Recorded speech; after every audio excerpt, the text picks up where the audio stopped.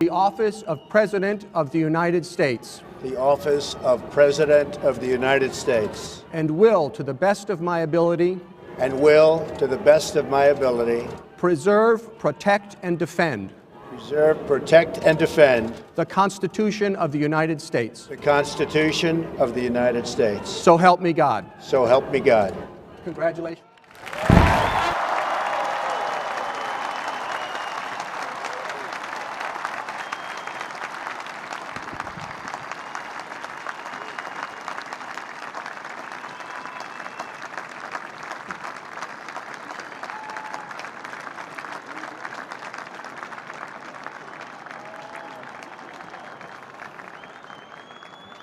Chief Justice Roberts, President Carter, President Clinton, President Bush, President Obama, fellow Americans, and people of the world, thank you.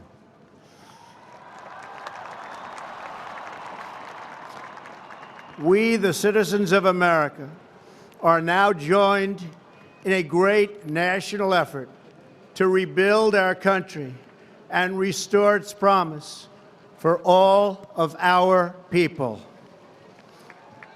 Together, we will determine the course of America and the world for many, many years to come.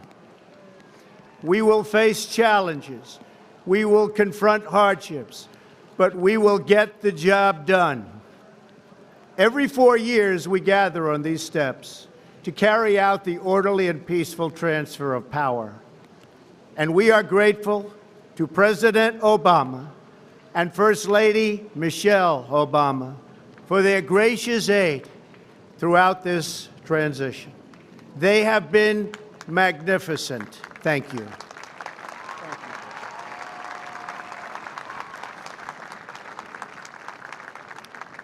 Today's ceremony, however, has very special meaning, because today we are not merely transferring power from one administration to another or from one party to another, but we are transferring power from Washington, D.C., and giving it back to you, the people.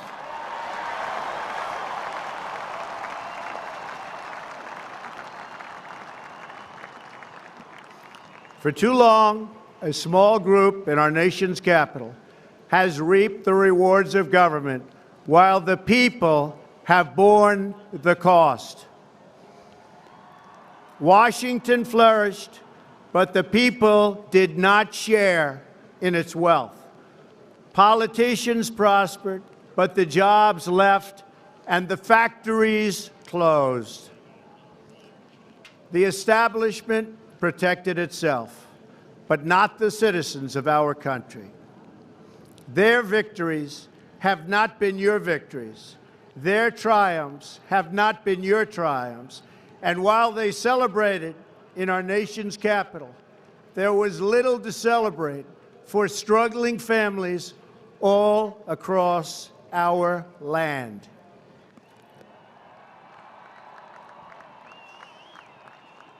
That all changes starting right here and right now, because this moment is your moment. It belongs to you.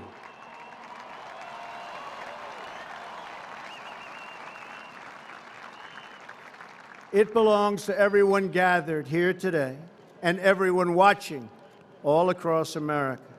This is your day. This is your celebration. And this, the United States of America, is your country.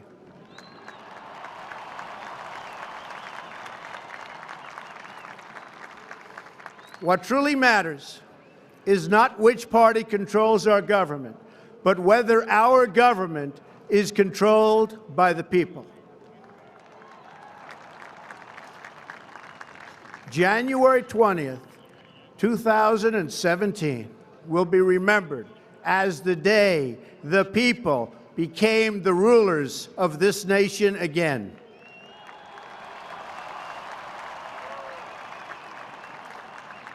The forgotten men and women of our country will be forgotten no longer. Everyone is listening to you now. You came by the tens of millions to become part of a historic movement, the likes of which the world has never seen before.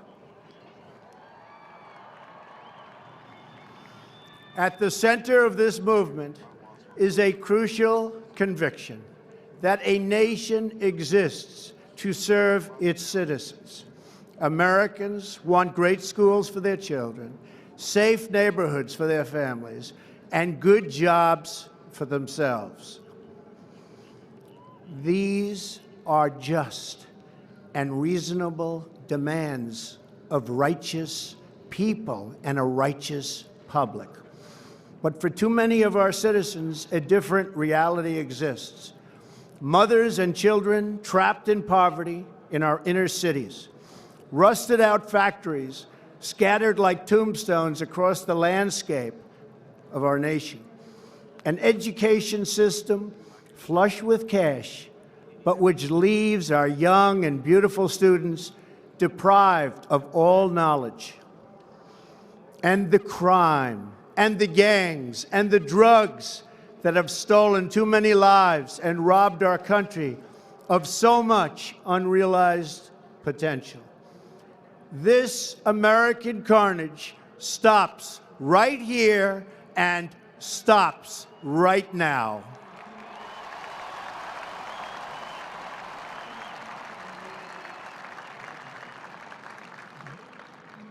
We are one nation, and their pain is our pain.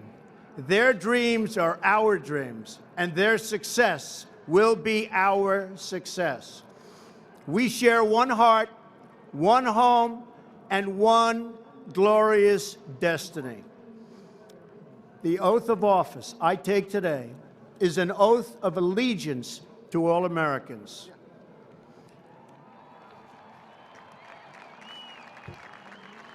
For many decades, we've enriched foreign industry at the expense of American industry, subsidized the armies of other countries while allowing for the very sad depletion of our military. We've defended other nations' borders while refusing to defend our own.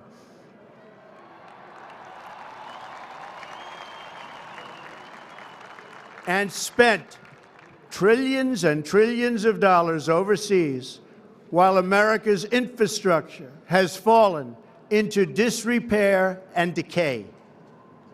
We've made other countries rich while the wealth, strength, and confidence of our country has dissipated over the horizon. One by one, the factories shuttered and left our shores, with not even a thought about the millions and millions of American workers that were left behind. The wealth of our middle class has been ripped from their homes and then redistributed all across the world.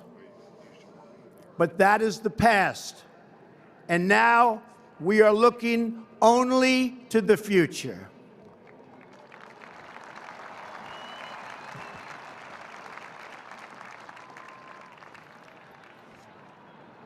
We assembled here today are issuing a new decree to be heard in every city, in every foreign capital, and in every hall of power.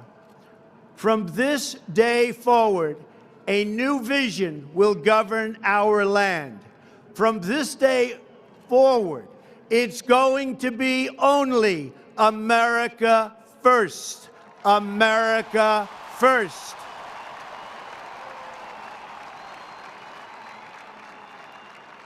Every decision on trade, on taxes, on immigration, on foreign affairs will be made to benefit American workers and American families.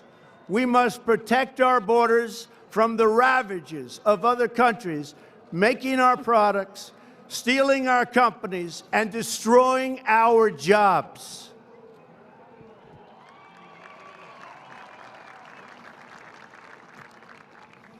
Protection will lead to great prosperity and strength. I will fight for you with every breath in my body, and I will never, ever let you down.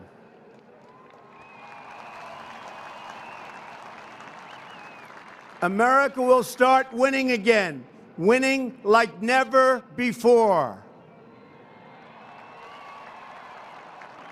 We will bring back our jobs. We will bring back our borders. We will bring back our wealth. And we will bring back our dreams.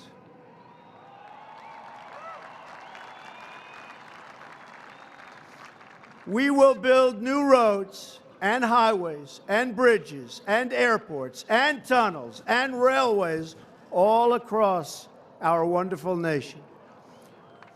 We will get our people off of welfare and back to work, rebuilding our country with American hands and American labor.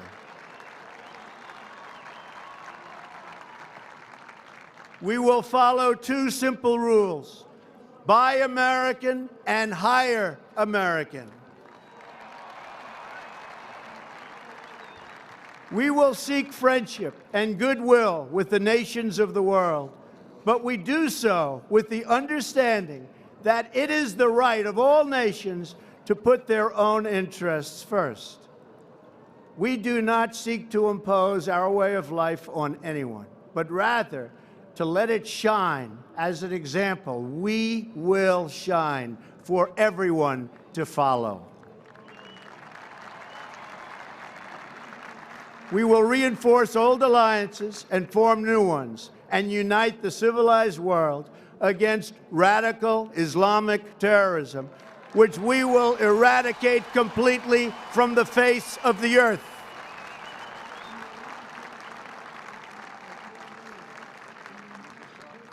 At the bedrock of our politics will be a total allegiance to the United States of America. And through our loyalty to our country, we will rediscover our loyalty to each other. When you open your heart to patriotism, there is no room for prejudice.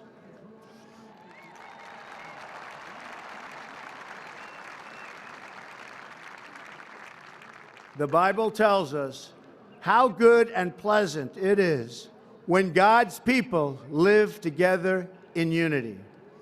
We must speak our minds openly, debate our disagreements honestly, but always pursue solidarity.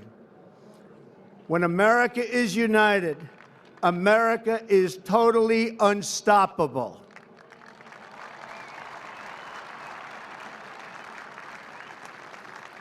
There should be no fear. We are protected, and we will always be protected. We will be protected by the great men and women of our military and law enforcement. And most importantly,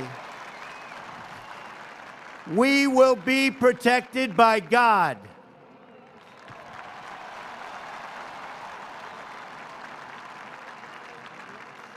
Finally, we must think big and dream even bigger.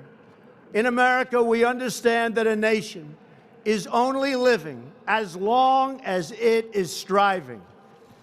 We will no longer accept politicians who are all talk and no action, constantly complaining but never doing anything about it.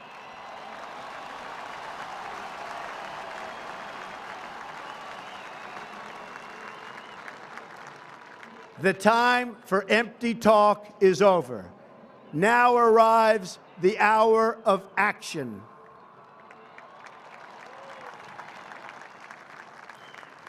Do not allow anyone to tell you that it cannot be done.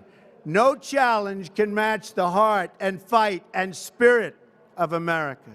We will not fail. Our country will thrive and prosper again.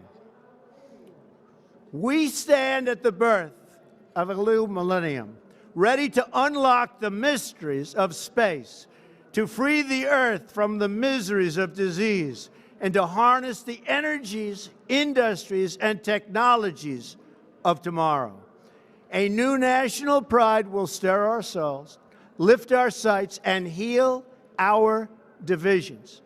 It's time to remember that old wisdom our soldiers will never forget, that whether we are black or brown or white, we all bleed the same red blood of patriots.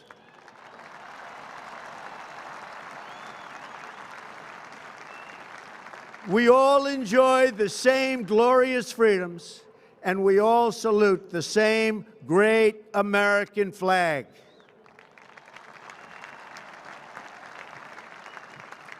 And whether a child is born in the urban sprawl of Detroit or the windswept plains of Nebraska, they look up at the same night sky, they fill their heart with the same dreams, and they are infused with the breath of life by the same Almighty Creator.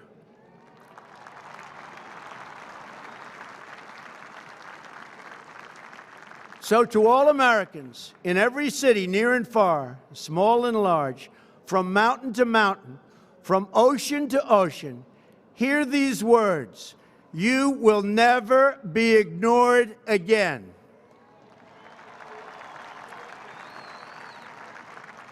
Your voice, your hopes, and your dreams will define our American destiny.